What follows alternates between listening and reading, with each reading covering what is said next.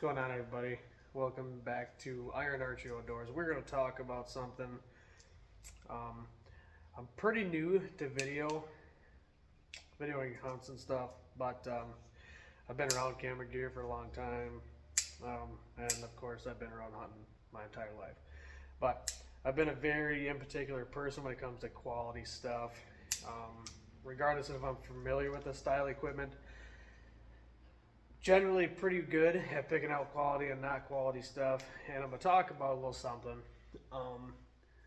about going into this season. This season, me and a couple other buddies that starting the Iron Archery Outdoors are getting into the Apex Outdoor Challenge. If you haven't heard of it, it's a statewide challenge, whatever state you're in, vice versa. We're in Wisconsin, so we're doing a Wisconsin challenge.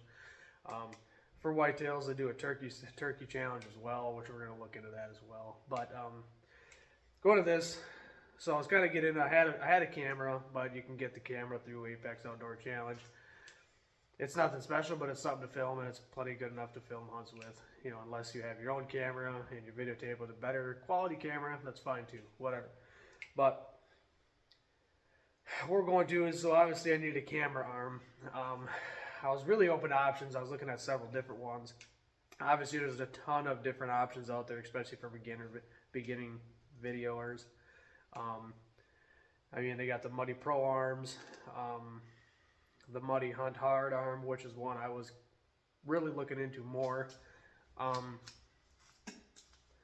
Fourth Arrow's been around for quite a while. They got a ton of arms. They make good arms. Some newer companies such as Elevate, they got a really cool arm. I believe it's called the Elevate Capture.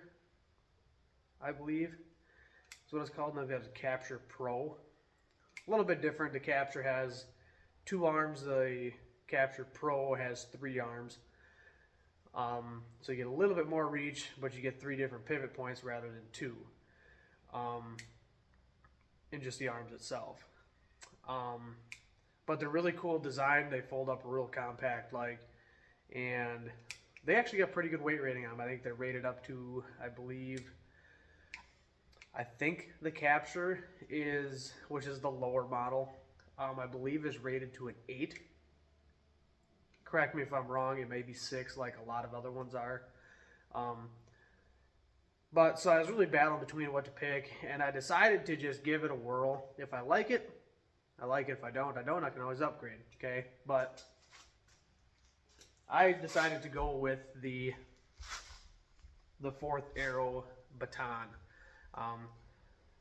So this is my first actual legit camera arm, but I noticed some glitches that I wanted to address just to simplify things, to make things smoother, more efficient, stuff like that.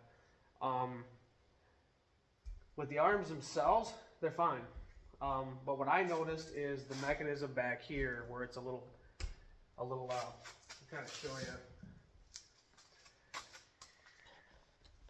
Where this little peg right here, where you pull this out, where you can adjust your up and down, okay? Where you can adjust your tilt of your arm.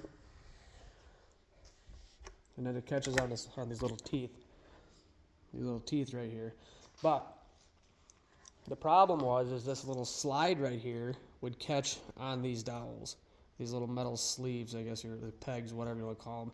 So this part was kind of sticky. Okay, so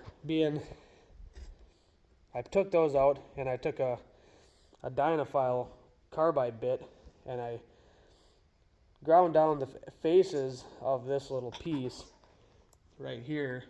Let me see, point a little better. Right in here on these faces where these little rods go through this piece, because there's some little burrs on there from the plasma cutter, not the plasma cutter, but probably a fiber optic for how fine these edges are. But it was just enough to get a burr so they were sticky. So I took those off, and it smoothed that up a lot. And also what I did is I eliminated the original strap that it came with. The original strap is fine, but I wanted to do it a little different, so I took in my die grinder, filed out these edges a little bit so I could get I'm actually using a tethered pull strap kind of strap but I don't remember what you call them. But what I did a little different was I added a carabiner onto here, right here. You can see this. I added a carabiner. So you're probably wondering why. So I'm going to show you here quick on a different view. Mind you, I'm kind of battling with some different, this different mount. So I'm going to show you why I did this rather than using the original strap. Okay, for one, okay, these you just push, loosen it up, and I can just take it off the tree. I made this little jimmy rig tree here because the strap was a little too long to get around just a 2x4, so I added some 1-inch manila rope I had laying around on there to beef it up a little bit so the strap was long enough. Or would be able to get around and I could tighten it up so I could do the video. So the carabiner stays on it the whole time. But the reason I die grinded these slots out is so I can get this strap through it. It's still tight, but notice, okay, you're not pulling it through, you know. It's going to be there. It's where it's going to be. Okay? But why I did this is because when I go to put it on the tree, what I recommend is aim it down a little bit. Drop your arm down. It's easier to put this on. Okay? Because you can just tuck it on your arm or whatever.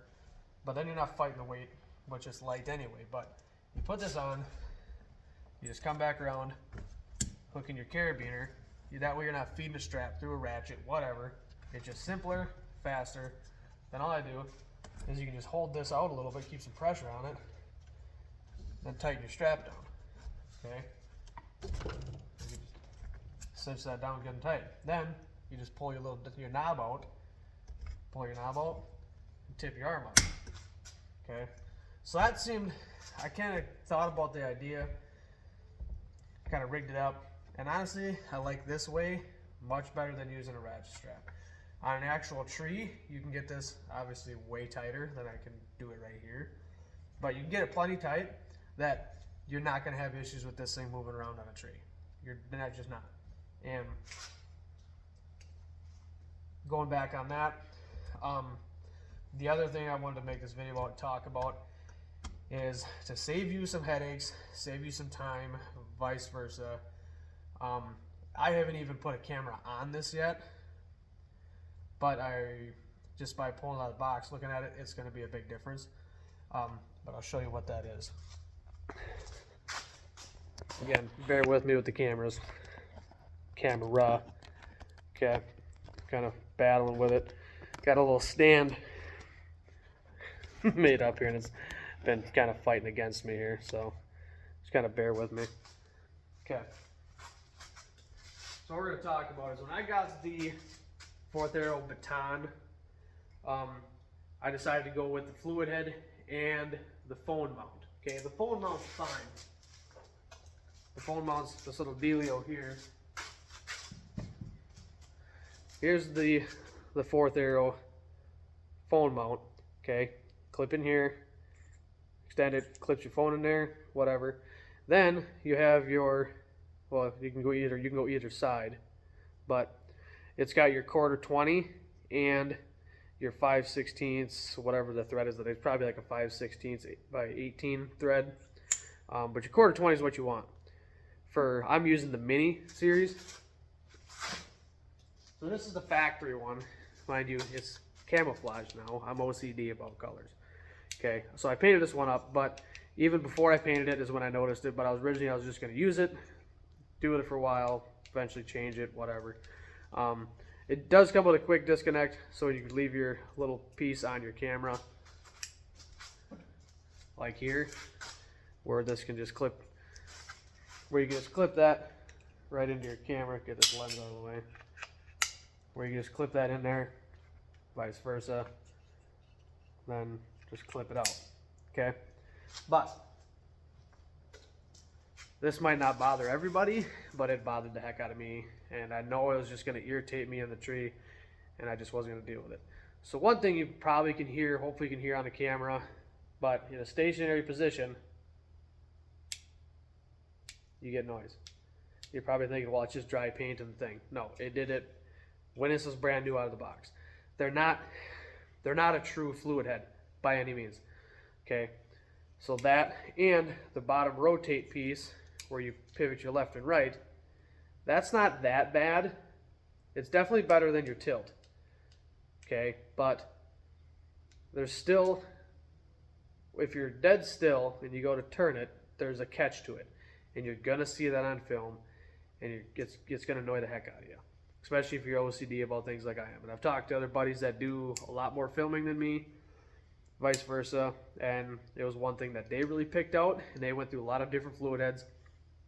Even some of your high-end camera or your tripods where you can mount cameras, binos, spotting scope stuff too that have a fluid head on them that are not a true fluid head. This is more of like, you know, if you're any familiar with mechanics on a vehicle, it's really similar to a U-joint design, okay, where you'd have your ears of your U-joint and then your centerpiece pivots in there, okay. It's not a fluid head. It's simply not. So to save yourself some time, if you're going to get a fourth arrow, mind you, the more expensive arms, they might have a better option. I don't know, but if you're going to get a fourth arrow baton like this one, opt out. Do not get the fluid head. Okay, you can get the phone mount if you want, but don't get the fluid head. So instead, I went ahead, watched some videos. I wish I should have saved the links and posted them below, but I didn't. I went ahead and upgraded it. Plus, they had a sale on them at the time this past week, so I got one. But this is made by Ulanzie. Okay, this is a true hydraulic fluid head, and I'm gonna tell you right now, right out of the box, way better design. I got this thing on sale for like 40 bucks. I think off sale they're like 55, maybe 60 bucks. Regardless, you can get the fourth arrow baton for 100 bucks, and with the phone mount and the fluid head, it's 160. So you're paying 60 bucks for the phone mount and their fluid head. Okay, save the money. Don't get the fluid head from fourth arrow. For at least the mini fluid head, just save your time. Don't get it. Okay, get yourself the Ulanzie U190. Okay, the U190, and you want to get the mini. Depending on what you're running, camera stuff, whatever. If you got a bigger camera, you know, that weighs more, whatever, opt in and get the bigger, just the U190. Don't get the U190 mini. Okay, so going over this piece, one thing I do like is this knob on the side here. I can take this out, and they come a little. You can put this little cap in here so you can't take your handle out. Obviously, fall out, lose it, whatever. But you can take that off.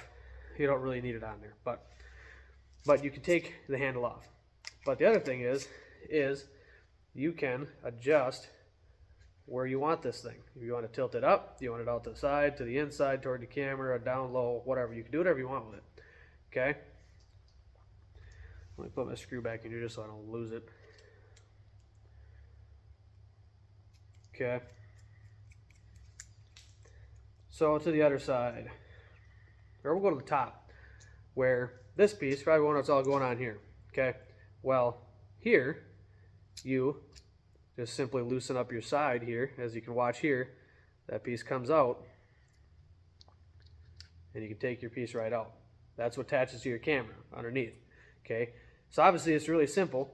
You just set your camera in there, tighten that up. It's super quiet, super smooth. It's a lot more simple. And obviously, that thing's not going nowhere, okay? But back to the other stuff. Obviously, you can tighten this knob here on the left side.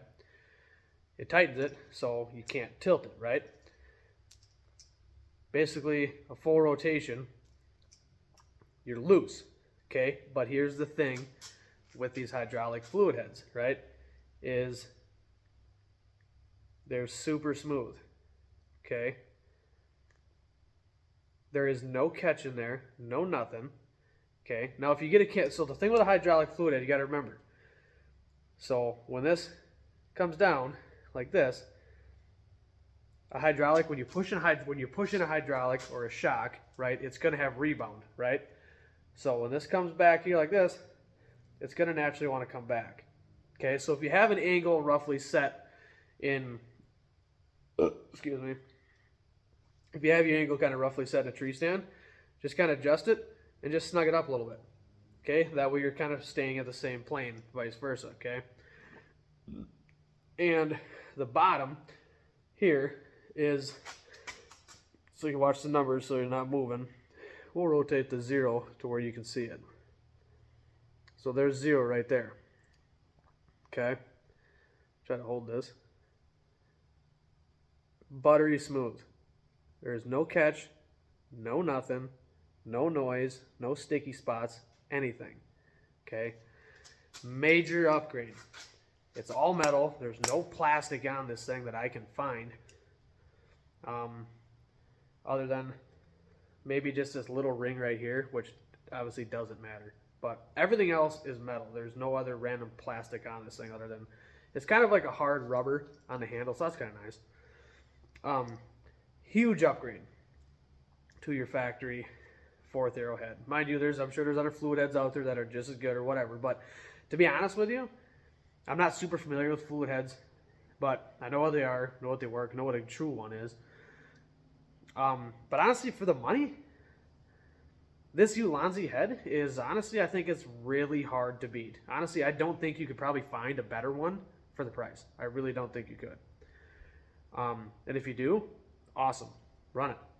But especially on sale for 40 bucks, unreal. Okay. I know some of you guys, you're diehard Patriot guys. You know, I'm all about buying American-made stuff, but I'm sorry if a foreign thing is definitely better, especially for the price. Sorry, but I'm gonna buy it. Okay, I hate to say it, but I'm gonna buy what benefits me better. And if it's made to U.S. and they can match a close price point for the quality, absolutely, I'll do it. But that's besides the point right now. So anyway, that's an upgrade to that. So, go back to that. We're going to add in which it comes with, your 1/4-20 adapter. And it comes factory with the 5/16 one in there. I believe, like I said, it's probably a 5/16 by 18. But you want the 1/4-20 if you're running a mini camera. The 1/4-20. Well, it's probably not even a 1/4-20. Oh, yeah, it is. So you just thread, if I can not drop it. So you just take that, thread that in there. Okay, just threads right into there. Then, find me a screwdriver. Make sure you do this part too. Take your little screwdriver. I need a wider one. This will work good enough though. And just snug that up a little bit. So obviously you don't want that centerpiece to turn. Okay, so that's solid. Okay. So then we're going to put it on the 4th arrow, spin it on there, run it up a little bit, tighten it up so the handle's not in the way. Spin that on there. Okay. Lock your turret, so your left and right. Lock that down so that's tight. Then you can loosen that back up. And you can do whatever you want with it. Okay. So I gotta tell you right now, just putting this in here, and honestly having it a little stiffer is kind of nice because you can just spin it up and just kind of lock it where your general direction where you want it, you know, where your height's going to be kind of the same. But it's kind of nice with having a little bit stiffer in certain spots, easier to move the arm around. But it's super, super smooth.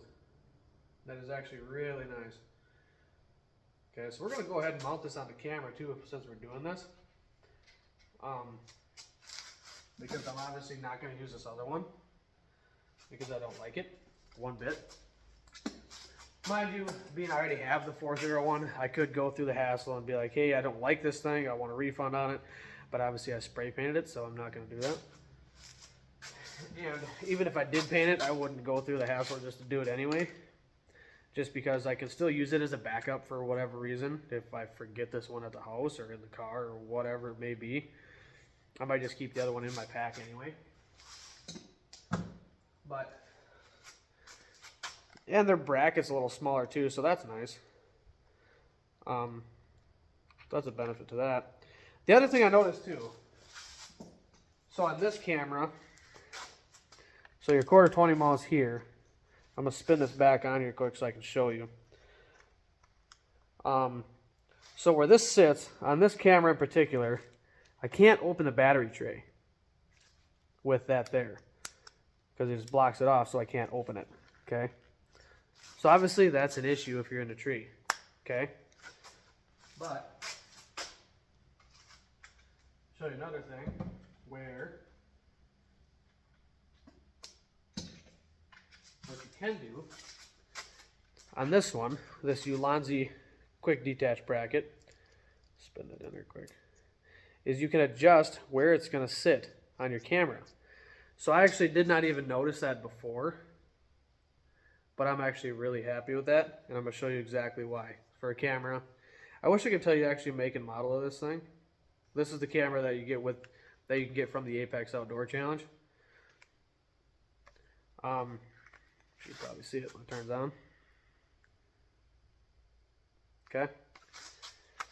But is when you go to set this, yeah, this will work.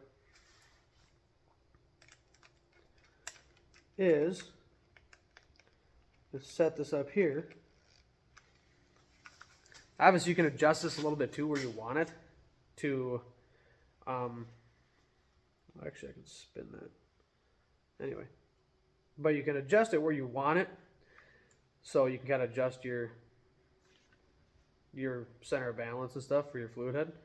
But I'm going to run it all the way forward. Simply fact, see how I'm not blocking my battery tray anymore. Now I can actually take my battery out. Okay, so that's super cool.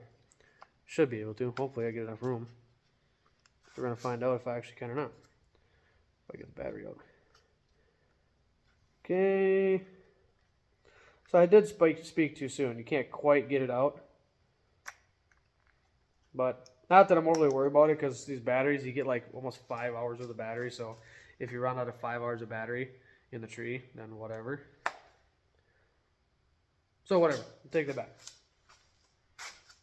Anyway, so now you go to mount this in there. You just drop it in, spin in your knob, and now you're off to the races. Okay. So I can adjust my arm up a little bit.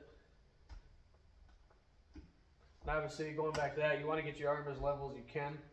Obviously, I'm not going to get it perfect, being that this is not a hard piece, you know. It's kind of cushiony, so whatever. But it's enough to get around and play with it, you know, and feel that. You can actually adjust your tension to your turret a little bit, you know, if you want. But my actual spin this way, I'm probably going to leave that free float because the camera's not heavy. It's pretty light, so I'm not worried about it if my arm's not totally out of balance, that it's just going to, I'm going to draw back on a deer and it's just going to creep out of the way. I'm not really worried about that at all. A bigger camera, you got to pay attention to that a little bit more. But for this, I'm not going to, one bit. What I might even try to do, which I thought about before, it might be an issue, but I might try to actually run some kind of piece out the front of here. So if I'm at a different angle like this and the camera's over my shoulder, I can just reach here and turn it a little bit, or kind of bump it with my arm or whatever it may be. But that's all trial and error and see how it works in the stand, vice versa. But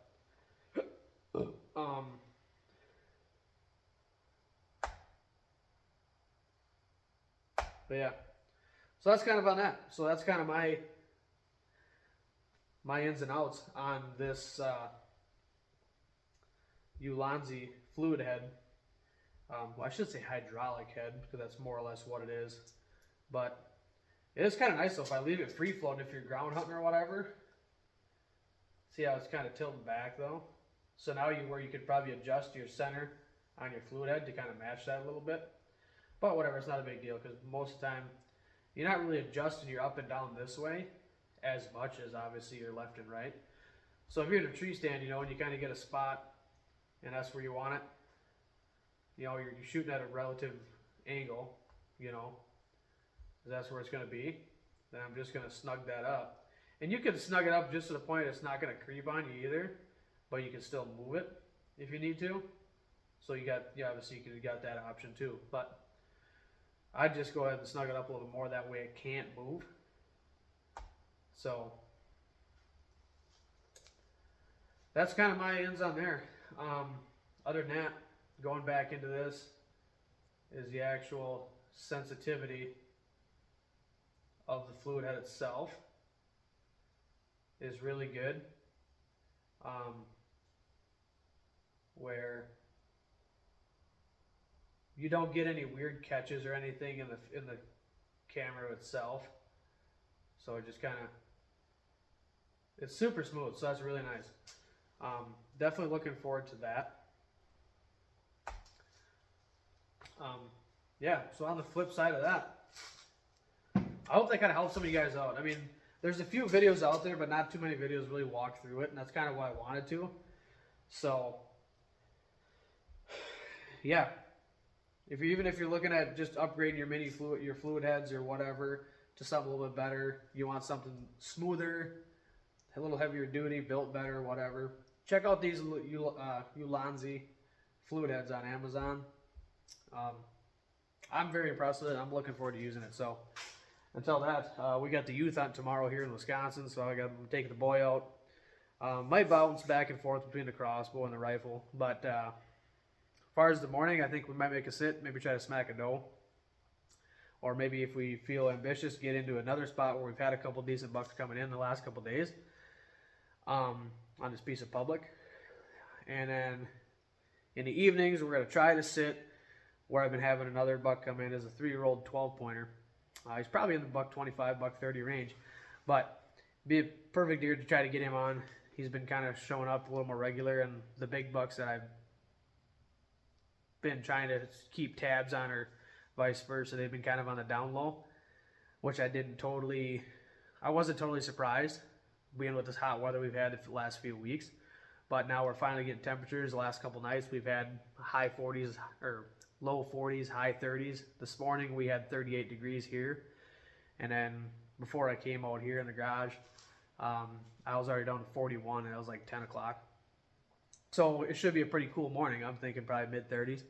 So it should be good. Should be really good. And I think there's supposed to be a little breeze tomorrow, 10 mile an hour, 12 mile an hour, something like that. So your temperature's going to be even lower, which is good. Get some of them bucks on their feet. And I wouldn't be surprised if some of those bigger bucks that I've been after these first couple weeks of the season here get on their feet. I won't be surprised. And if one of them happen to show up, then awesome. But we'll find out. We'll see what goes on, and we're going to keep hammering at it. And my other buddies, the Iron Archery Outdoor guys, they got their, well, one buddy doesn't have any kids, but the other guy, he's going to take his daughter out for the first year this year with the crossbow, so he's super pumped with that. And my boy's got a few deer under his belt, so it's not a whole new game for him. But last year he was pretty fortunate, got a shot at a 130-inch 8-pointer with the 308.